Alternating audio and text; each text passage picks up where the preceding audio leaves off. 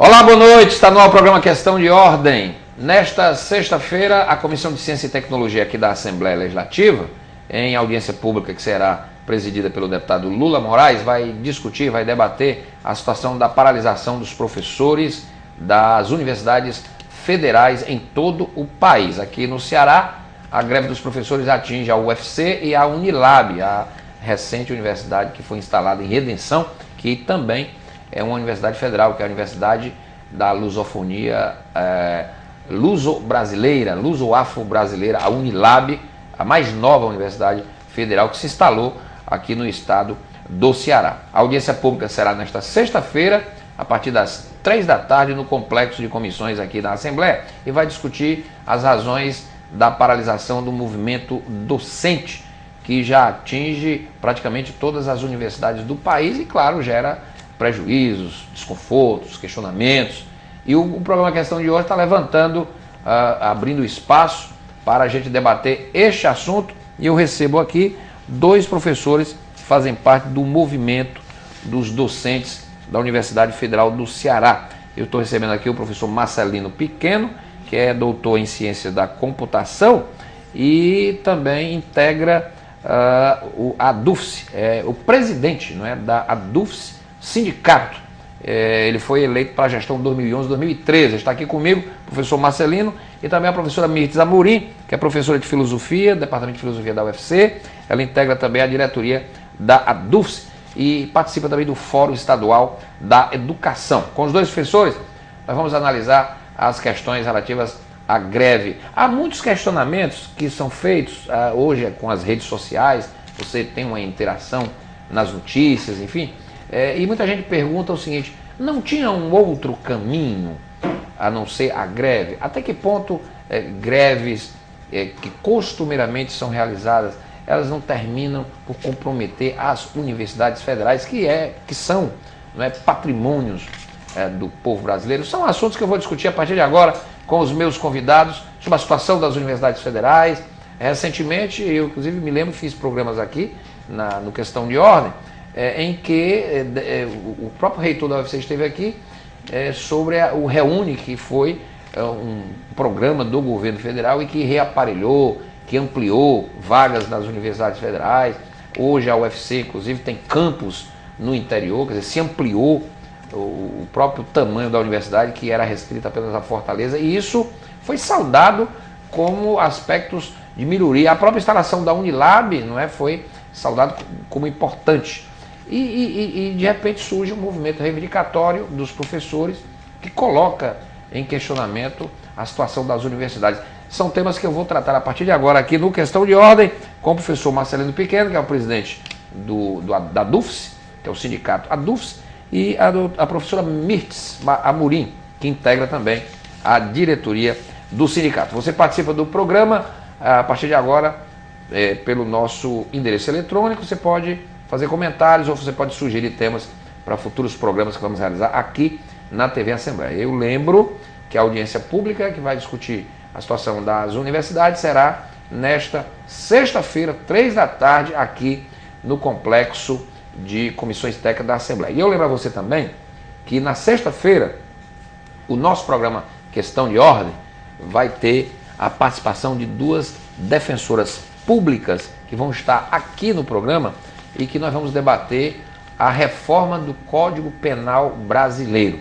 Eu vou receber para conversar a doutora Juliana Belloc. Ela é defensora pública de São Paulo, já integrou inclusive a direção da Associação dos Defensores Públicos de São Paulo, integra o primeiro tribunal do júri da capital paulista e, representando os defensores públicos de todo o país, ela integrou a Comissão Especial de Juristas, que trabalhou durante 7 meses e entregou no mês passado o anteprojeto de reforma e de atualização do novo Código Penal brasileiro. O documento foi entregue ao presidente José Sarney, do Senado, e agora vai começar a tramitar. Claro, vai ser debatido, vai ser emendado pelos senadores, depois ainda vai para a Câmara dos Deputados, mas o trabalho dos juristas visou exatamente modernizar o nosso código, que é de 1940, completamente desatualizado, crimes que são previstos que nem existem mais e outros que existem, como os crimes de internet, o bullying, e não estão previstos. E tudo isso foi objeto de estudo e do trabalho dos juristas. E se você quiser saber detalhes sobre o novo Código Penal, inclusive tem uma questão muito polêmica, uma questão que permitiria o aborto numa gestação em até 3 meses e que está gerando muita polêmica já, inclusive em segmentos religiosos em todo o país. Então será nessa sexta-feira aqui no Questão de Ordem, uma questão de ordem especial sobre a reforma do novo Código Penal com as doutoras Juliana Belloc, defensora pública de São Paulo, e a doutora Karine Matos, que é defensora pública aqui do estado do Ceará, a Defensoria Pública do Ceará, que realizou um debate sobre este assunto com a participação da doutora Juliana, que vai estar aqui amanhã, sexta-feira, no nosso programa. Professores, tudo bem? Boa noite. Boa noite. Prazer ter aqui o professor Marcelino, mais uma vez. É um prazer, exatamente. Prazer estar aqui mais uma vez nesse programa. A primeira pergunta que eu faço aos senhores é o seguinte: precisava greve mesmo? Porque a gente, eu não sei se vocês viram, devem ter visto, as revistas de circulação nacional todas abordaram o movimento, porque a Universidade Federal é um segmento importante do país, ela que produz a pesquisa nacional. E algumas revistas enfocaram alguns prejuízos de graduação, estudante que vai perder custo de pós-graduação, perder até emprego. Professor, é necessário a greve? Porque pelo que a gente está informado, estava em andamento uma negociação com o ministro Mercadante, enfim, a palavra com vocês. Ok, Renato, é claro, é sempre muito interessante participar desse programa, principalmente porque os seus questionamentos sempre muito críticos e sempre vão direto ao ponto, o que torna mais interessante, então, nós podermos esclarecer. Isso. Então nós estamos muito à vontade, muita cavalheira aqui para falar dessa greve e dizer de quão necessária ela foi e ela é. E por que nós chegamos nessa situação? Nós, aqui da Universidade Federal do Ceará, nós participamos de um sindicato, que é o PROIFS, é o PROIFS Federação, com a Federação de Sindicatos, dos quais nós, aqui da DUFS, nós somos um sindicato autônomo, local das Universidades Federais do Estado do Ceará, que integra a Federação de Sindicatos. Certo. Então, nós fazemos parte do PROIFS. Então, o PROIFS sempre teve uma postura essencial de negociação, faz parte da nossa filosofia, dos nossos princípios de atuação. Nós acreditamos na negociação e vamos nela até o fim, até o limite. O problema desta vez, tanto que aconteceu, é o seguinte: quando as greves estouraram, realmente você tem razão, estava no meio do processo de negociação. Havia uma negociação, um grupo de trabalho que chamamos de reestruturação da carreira, sim, que é a nossa grande reivindicação, que estava em funcionamento com data para acabar no dia 31 de maio. O outro sindicato nacional, que se chama Andes, entrou em greve a partir do dia 17 de maio, portanto, antes do final do prazo. Agora, nós tem uma divisão nacional entre os sindicatos. Agora, nós aqui da UFC e da Unilab, nós fazemos parte do PROIFS. Então, nós aguardamos até o 31 de maio, dando todas as chances para que o governo realmente finalizasse as negociações. O que é que a gente pediria? No dia 31 de maio, nós esperávamos que o governo viesse com a proposta de reestruturação da carreira, a qual nós analisaríamos e diríamos o sim ou não, faríamos uma contraproposta e continuaríamos a negociação. A questão é que a Andes entrou em greve antes do dia 17 de maio e, após isso, havia uma reunião marcada para o dia 28, que talvez fosse a última do GT, que o próprio governo a desmarcou. Deixou passar o prazo de 31 de maio e, portanto... O governo disse o quê? Desmarcou? Foi o ministro Mercadante? Foi o próprio ministro Mercadante que desmarcou. A negociação é o seguinte, não é só o ministro Mercadante, é com o MEC e com o Ministério do Planejamento. Quem paga, né? Exatamente. Então, a negociação são com os dois. A maior dureza é exatamente com o MPOG. E o Ministério da Fazenda, né? Porque o Ministério do Planejamento disse que combina com a Fazenda. E traz tem a Fazenda. Mas os que conversam conosco são o MPOG e o Ministério da Educação. Então, eles cancelaram a reunião após a deflagração da greve da Andes, que não tinha nada, o PROIFS não tinha nada a ver com isso, nós estávamos lá na mesma negociação, prontos para continuar, mas o fato é que eles marcaram a reunião, deixou passar o 31 de maio e fez-se o silêncio. Então, de modo que não nos deixou, a nós que fazemos parte do PROIFS, outra opção a não ser essa. Tanto que nós aqui em Fortaleza, nós fizemos uma assembleia para indicativo de greve no dia 5 de junho, após o 31 de maio. A gente esperou até o fim das negociações. Então, fizemos uma assembleia no dia 5 de junho, que marcou o indicativo de greve para o dia 12, e fizemos o plebiscito no dia 11. O plebiscito, nós tivemos 1.268 professores, uma participação intensa dos professores. 1.268, dos quais 883 optaram pela greve e 379 contrários à greve. Portanto, foi um plebiscito plebiscito muito participativo, muito significativo e com resultado que não deixa dúvida. A universidade, a insatisfação dos professores apontava para a greve. Por quê? Porque este não era o primeiro prazo que o governo havia perdido. Essa negociação de reestruturação da carreira se arrasta desde 2010, mas teve no ano passado, em 2011, teve uma ênfase muito grande. Nós assinamos um acordo emergencial em 2011, nos quais nós fomos contemplados com apenas 4% de reajuste para 2012, a inflação é de 6,5%, já não tínhamos tido reajuste em 2011, então quer dizer, 4% aqui, em 2012 foi um valor mínimo, mas nós aceitamos. Por quê? Porque no reajuste que nós aceitamos de 4%, vinha embutido a instalação do grupo de trabalho para a reestruturação da carreira. Esse que tinha data para acabar, primeiramente no dia 31 de março, mas por que ele foi adiado para maio? Porque em janeiro o negociador do governo, que era o senhor Duvanier Paiva, veio a falecer, né, com a morte súbita, uma situação bastante trágica de não ter conseguido atendimento nos hospitais de Brasília.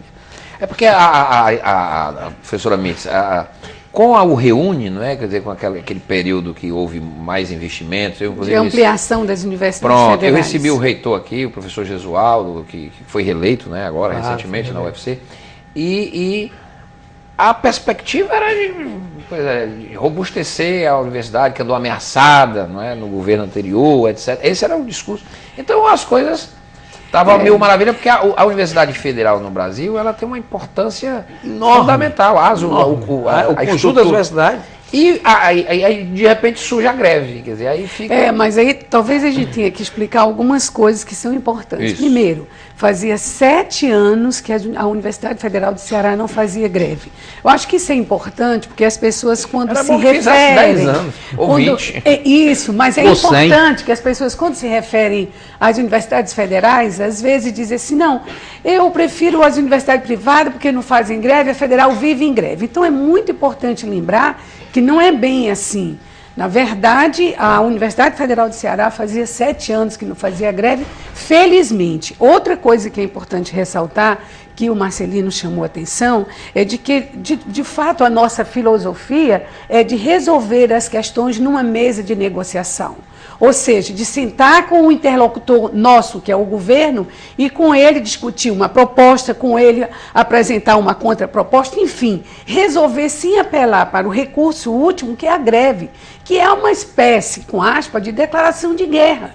Quer dizer, a greve, ela traz prejuízos reais para a universidade como instituição, para os alunos, para os professores, para a pesquisa. Eu acho que arranha a imagem da universidade. Para a pesquisa, sobretudo para a pesquisa, que nós sabemos que 90% da pesquisa realizada nesse país é feita pelas universidades públicas federais. Então, por isso que para nós, de fato, nós chegamos à greve a contragosto, porque o que nós queríamos mesmo era resolver nossas questões, nossas dificuldades, ou a discussão dos nossos reajustes, exatamente numa mesa de negociação. Com a experiência que a senhora tem, a senhora já viu aqui outras vezes, a senhora tem um referencial, né, na universidade. Não tem outra alternativa a não ser a greve. Pois é, Renata, essa coisa, geralmente perguntam para a gente, não tem outra alternativa? A alternativa que nós temos é a mesa de negociação, é resolver a questão na diplomacia. É chegar numa mesa e chegar os ministérios que estão envolvidos e tentar convencê-los da pertinência, da necessidade do reajuste. Aliás, a Constituição Federal estabelece um reajuste anual para que não seja perdido o valor de compra dos professores, né, que seria um reajuste linear para todos. A Constituição nunca é respeitada e nós sabemos que realmente a educação ela é fundamental para o desenvolvimento do país e ficamos muito tristes, na verdade, quando temos uma declaração como do ministro da Fazenda, que acabou de fazer agora, numa reunião que teve ontem em São Paulo, dizendo que o país não teria condições de arcar, por exemplo, com os 10% para o Plano Nacional de Educação, que foi aprovado agora no último dia 26 de junho pela Comissão Especial da Câmara Federal. Então, uma declaração lamentável, né? Lamentável que o ministro da Fazenda vinha dizer isso, que não pode aplicar 10% em educação em De 2011 a 2020. Esse país ele tem que investir pesado na educação. Em 10 anos. Vai perder o bonde da história. Em 10 anos. Essa é a questão. E investir em educação tem que remunerar dignamente. Agora, professora Mitzi e professor Marcelino, eu li essa semana num desses blogs, inclusive de um jornalista do sul do país, não sei se foi o Estadão, foi a Folha, o Correio Brasileiro, esse jornal, que a presidente Dilma, a nota dizia o seguinte, que a presidente Dilma chamou a ministra do planejamento, a Belchior, as falas, e disse, ministra, que a nota dizia que a presidente estava profundamente incomodada com a demora da greve e que mandava ela resolver o problema da greve. E o jornalista fazia o seguinte questionamento, que ao mandar a resolver, significa o seguinte, flexibiliza a negociação, quer dizer, o governo tem que achar uma saída. A presidente lhe disse o seguinte, olha, resolve isso aí, eu não quero mais saber de greve, acabe a greve. Quer dizer, essa notícia saiu essa semana, dando a entender de que a presidente está sensível e que tem que achar, Renato, tem que achar um meio termo aí nesse negócio. Renato, isso é um ponto importante, mas aqui houve inflexão na política do governo. Deixa eu, só voltando um pouco à sua pergunta, por que nós estamos em greve se não havia outra alternativa? O que eu diria é o seguinte, o que nós podemos fazer quando o nosso interlocutor é ele que descumpre todos os acordos e prazos estipulados, inclusive por ele mesmo? Essa foi a situação que nós, professores, nos encontramos. O ministro não marcou mais nada, nenhuma audiência. Exatamente. Então, após a greve, aí vou chegar nessa sua pergunta, nessa observação aí da presidente Dilma. Então, após a greve, nós tivemos uma única reunião no dia 12 de junho. 12 de junho, que a greve começou, aliás, no próprio dia que a Universidade Federal do Ceará entrou em greve, mas contando com que a Universidade da Andes entraram em greve no dia 17 de maio. Então, a única reunião que houve após a greve, dia 12 de junho. Nessa reunião 12 de junho, foi colocado, pelos que estavam os representantes do MPOG e do MEC, foi colocado, eles deram o prazo, que era o seguinte, olha, as negociações vão estar resolvidas agora até o dia 2 de julho. Era o prazo para nós, vamos fazer a proposta e vamos fechar a negociação. Esse é o prazo máximo, era de 12 de junho, com 20 dias. Hoje é o então eles deram mais um prazo. Pois é, eles deram mais um prazo que de novo passou-se o 2 de julho e eles não cumpriram. Essa é a situação. Então, houve uma inflexão no próprio governo, porque o governo não é uma coisa monolítica. Tá? O próprio governo, eles receberam, tenho certeza que o Sérgio Mendonça, que é o negociador do MPOG, que é o secretário de Relações do Trabalho, e o Amaro Lins, que é a segunda pessoa do Ministério da Educação. Tem o ministro Mercadante, ele é o secretário de Ensino Superior, que não estava ali para brincar. E os dois disseram, com todas as letras, eles mesmo estipularam o prazo de 2 de julho. Certamente eles foram instruídos para levar essa informação. Mas no meio tempo, entre o 12 de junho e o 2 de julho, mudou a política do governo. De alguma forma, eles resolveram não mais honrar com esse compromisso. Acreditamos que um complicador tenha sido, e não sei por que não fizeram análise antes, que não só tem os professores das universidades federais para eles atender a um movimento reivindicatório generalizado no país. Parece um complô. Não é um complô, não. Renato, sabe por que é? De repente parou todo São mundo. as várias categorias reajuste, federais que estão sem reajuste. Renato, é o seguinte. Desde 2010. A presidente Dilma ainda não deu, ela ainda não deu 0% de reajuste para ninguém. Nenhum servidor público federal sabe o que é o reajuste no governo Dilma. Isso é insustentável. Passou-se 2011, as categorias aguentaram. Chegou o 2012, nós estamos negociando, 2012 já não teve também. Nós estamos negociando em 2013, porque tem o prazo de 31 de agosto para que esses reajustes entrem no orçamento para o próximo ano. Então nós estamos negociando em 2013. Então nós estamos em 2011, 0. Qual é o 2012, reajuste que está sendo 0. pedido? Então, aí isso vai de carreira a carreira. Então, porque não tem a inflação, não é? Isso, tem inflação, a questão é essa. Quanto é a inflação? A inflação tem sido, nesse período, já está em 22%. Já está indo desde julho de 2010 até o janeiro de 2013. Aí 22 o governo não dá. Então, mas estoura a conta. Presta atenção, só a última é 6,5%. Só o ano passado foi 6,5%. Aí você faz isso, 6,5% no ano, 6 no outro, 3 anos, vai para 22%. Então, esse é o geral dos servidores públicos federais, que não é o da universidade. Não tinha feito um plano de cargo, não, professor Marcelino? Então, no plano do governo do Lula não fizeram um plano de cargo. Por que nós estamos negociando o plano de cargos, né, que é o que nós chamamos a nossa carreira? Por quê? Porque as universidades federais são dos poucos segmentos do serviço público que não teve uma reforma no seu plano. O nosso plano é de 1987. E nós tivemos uma modificação, porque nós praticamente não tínhamos carreira. Um professor doutor entrava na universidade como adjunto 1. 30 anos depois, ele estava se aposentando como adjunto 4. Ou seja, ele andava apenas em 6 anos, ele já chegava no máximo dele, que era quase igual à entrada. Ele tinha carreira, mas é uma carreira curta. Não, né? nós não tínhamos praticamente carreira. Era assim até 2006. Então, em 2006, houve uma reforma, criou-se mais uma classe de professor associado. Melhorou um pouco, aliviou, porque nós tínhamos 50% de professores que estavam parados no último grau há 15 anos, há 10 anos, que não tinham para onde ir. Houve isso, mas carreira mesmo, não. Então é por isso que a nossa reivindicação agora não é exatamente os 22% linear. O que nós estamos solicitando é que nós, professores da universidade, nós precisamos ter um plano de cargos e carreira atualizado para a realidade moderna.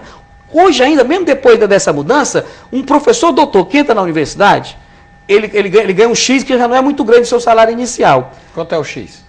De um salário inicial de um professor doutor, eu tenho que dizer várias coisas. Se ele for 20 horas, só dá 2.500. Se ele for 40 horas, dá 5. Se ele for dedicação exclusiva, dá 7,5.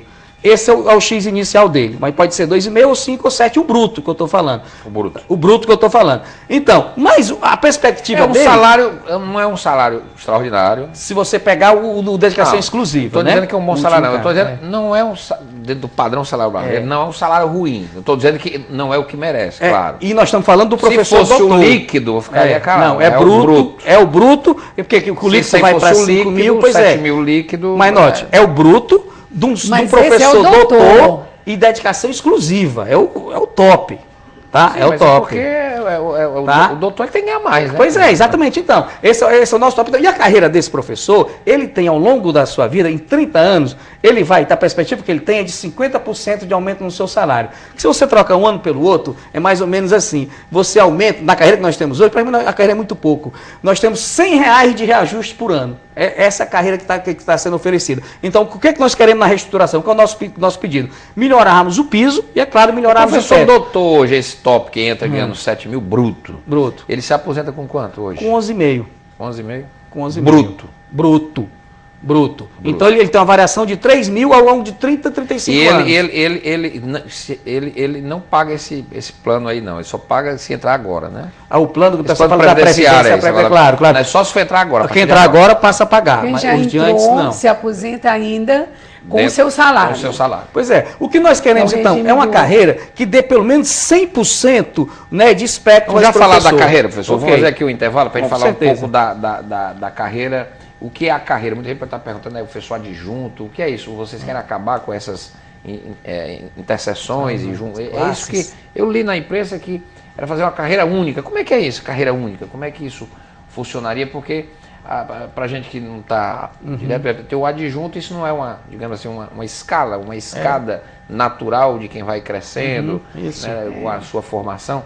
Enfim, eu queria que o senhor explicasse. Com todo prazer. Também com a professora Mirtes Amorim, aqui no programa Questão. Já estamos falando da paralisação dos professores da UFC, da Universidade Federal, e também do Instituto Federal, né? Os Institutos Federais também estão paralisados. E os servidores, Os servidores. Parou todo mundo, por isso que eu disse, parece um complô, né? Parou todo mundo, não é? Enfim. Aliás, eu vi uma manifestação dos servidores num hospital, achei até um pouco exagerada, né? Porque ao se tratar de um hospital, achei que a manifestação foi um pouco... É importante exagerada. Dizer que não são dos professores. Sim, a manifestação, né? No hospital maternidade, uma coisa. Eu achei. Aí foi uma manifestação dos técnicos administrativos. Com todo respeito às reivindicações e à legitimidade, mas eu sempre aprendi desde criança que o hospital era um lugar de silêncio. Pode entrar no hospital, foi não, realmente isso é coisa muito que ruim. não pegou muito bem. Eu vou fazer um rápido intervalo, estou aqui com dois dirigentes do sindicato ADUF. Ou é a do sindicato? Tem alguma nós chamamos como ADUF Sindicato. ADUF Sindicato. Pronto. O presidente, o professor Marcelino, e a professora Mirtes, que também já presidiu, não é? O sindicato está aqui. E nesta sexta-feira vai ter uma audiência pública aqui na Assembleia, a partir das 3 da tarde, da Comissão de Ciência e Tecnologia para debater esse assunto, inclusive com a previsão de participação inclusive, de deputados federais, não é? Porque é importante que a bancada federal do Ceará, como de resto do Brasil, se implique nisto, para pressionar, né, o governo a abrir esses canais de negociação. Vou fazer um rápido intervalo, questão de ordem, volta já.